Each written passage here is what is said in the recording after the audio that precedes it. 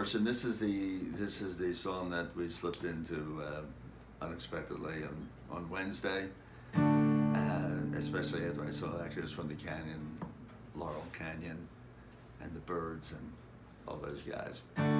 The Byrds use so much something that I've shown you from very early on that every guitarist uses, and that is just playing with the D chord. There's a D chord that you know and love.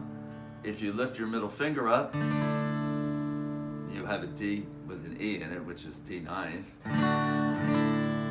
And if I make a D chord and put my pinky down right on string 1 fret 3, that's a G note. Right below this D note at string 2 fret 3, I have a suspended chord. That's 4th suspended or 11th suspended. And if I just fool around with those, you get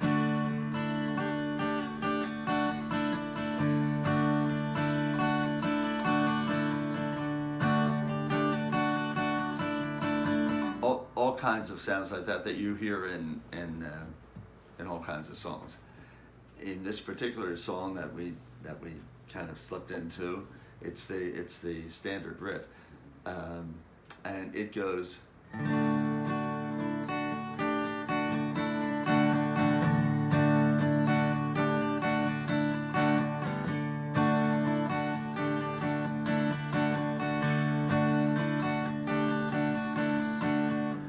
And what you're hearing there, and for any song that you hear, you have a D chord. It's not changing chords. You're playing. You're just modifying this D chord a little, and what you're doing essentially is, think of it as you're building this little melody into it. That all played on string 1. That's the high note that you hear in all of this. If you're going. That's the high note that you're hearing, and that's just added. These 2 fingers just never change, and all I'm doing is putting this little melody into.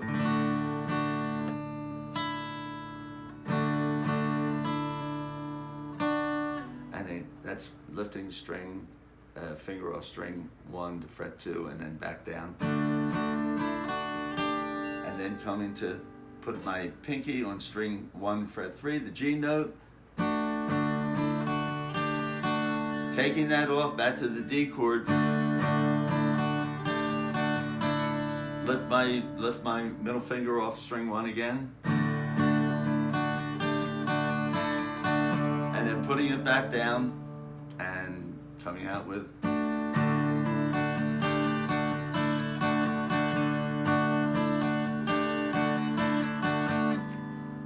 And then it goes to an A chord, which I just lay right over, because I'm only interested in this bass A, and strings 3 and 2 at fret 2.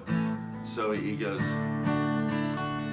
the reason why, oh, I can't say I had to let you go, girl, and run away. Goes to a B minor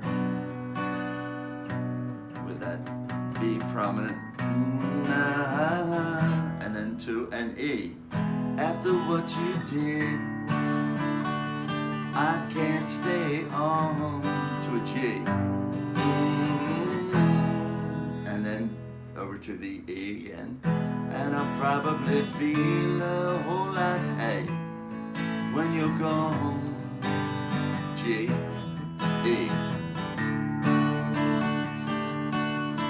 And that's the song.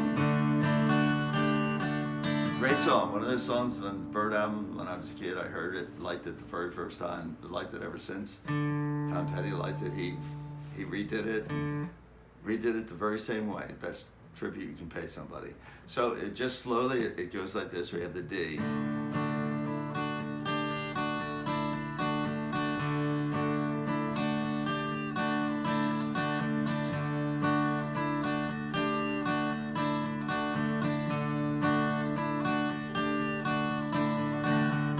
A to a B minor and an E. Back to the D. And then to a G. To an E. To a D. A. G. E.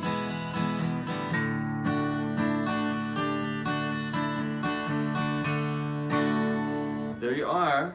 So that's I always call it the reason why, but it's not that. It's Feel a Whole Lot Better is the actual name of the song. And I'll send that to you, and I'll send the Byrds version. Now here's just one little thing just dawned on me.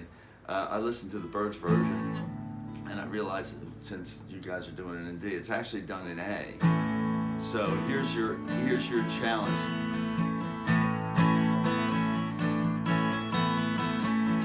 So you can hear that's the same thing. It's in a different key. So if I were to put a capo on, where would I put the capo on so that I could play it? In the key of A, with this D formation with every chord that I just showed you, and it's going to be different chords because you can stick a capo here somewhere that is going to put it into this fingering into the key of A. So figure that out, and also figure out, well, what would the chords be if I play it in A?